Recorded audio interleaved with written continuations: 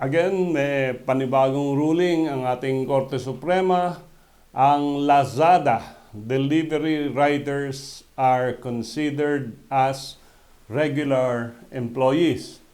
So, noong 2016, a group of collective riders ay kinuha ng Lazada at ang primary task nila ay to pick up items from sellers and deliver them to Lazada warehouse. Hindi dun sa mga customers ito.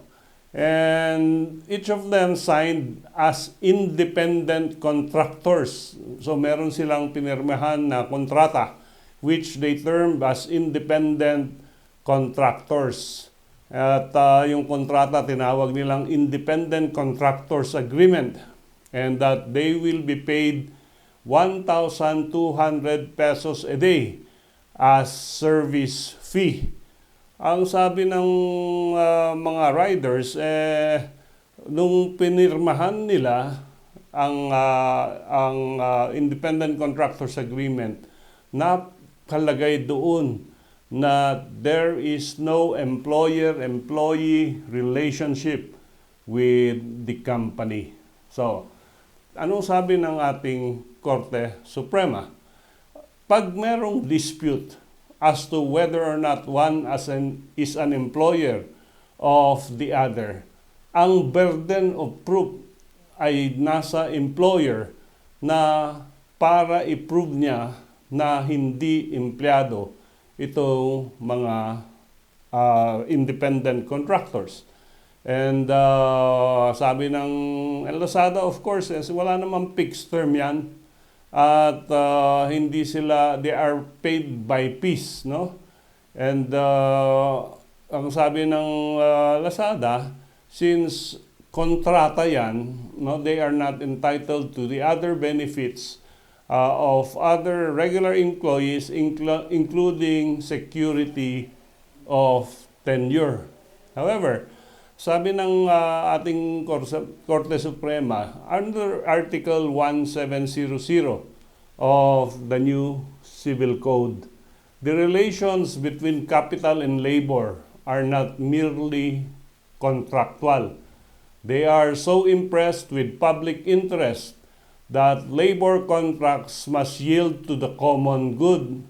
Therefore, such contracts are subject to any special law, no, on labor unions, collective bargaining, strikes and lockouts, etc. Ang in-apply ng ating Korte Suprema dito ay yung economic dependency test. Usually, ang ina-apply yung control test. Yung control test, pag sasabihin ng employer, ito ang gagawin mo, papasok ka sa ganitong oras, ang lunch break mo ay ganito. In other words, full control ng employer ang trabaho mo.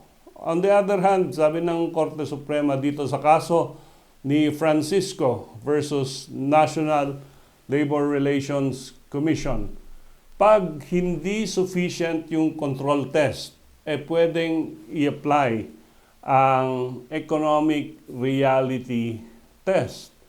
Ang economic reality test ay merong 7 items, no? Para ma-determine kung employer-employee kayo. Number 1, the extent to which the services performed are integral part of the employer's business. Yung bang serbisyo ay kasama, importante sa negosyo ng employer. Number 2, the extent of the workers' investment in equipment and facilities. Doon bang pumasok yung trabahador, yun lang. Yun lang damit niya, ang gamit niya. Dito sa delivery riders may puhunan. Kasi merong motorcycle, merong helmet, at merong gadgets and accessories for the motors. The nature and degree of control exercised by the employer. And fourth, the workers' opportunity for profit and loss. Meron bang kita? Ang worker dito sa kaso nila, fixed salary, 1,200 a day.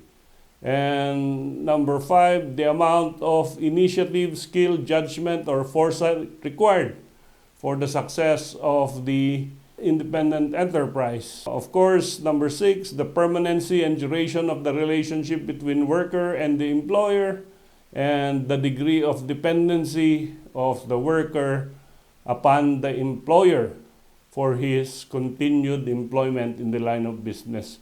So ito yung tinatawag na economic dependency test. And ang finding nila dito sa kaso ng Lazada workers, this can be applied, no? This can be applied. The Supreme Court said the economic reality prevailing within the activity or between the parties are a consideration in the determination of the relationship of the parties.